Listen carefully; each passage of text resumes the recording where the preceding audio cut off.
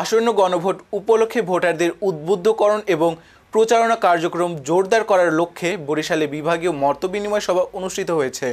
দেশের চাবি আপনার হাতে, হ্যাঁ ভোটে পরিবর্তন এই স্লোগানে রোববার 11 জানুয়ারি নগরীর বেলস পার্কে বিভাগীয় প্রশাসনের আয়োজনে এই সভা অনুষ্ঠিত হয়। এতে প্রধান অতিথি ছিলেন প্রধান উপদেষ্টার বিশেষ সহকারী অধ্যাপক ডক্টর আলী রিয়াজ।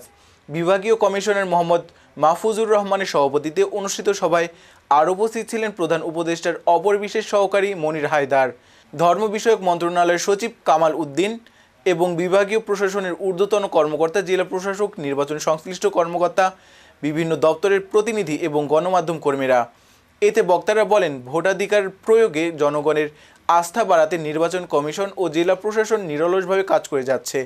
গণভোটে ব্যাপক জনসম্পৃক্ততা নিশ্চিত করাই এই কর্মসূচির মূল লক্ষ্য। হয়েছে আমাদের গণতান্ত্রিক অধিকারের এক গুরুত্বপূর্ণ অনুষঙ্গ গণভোটের গুরুত্ব সম্পর্কে জানতে এবং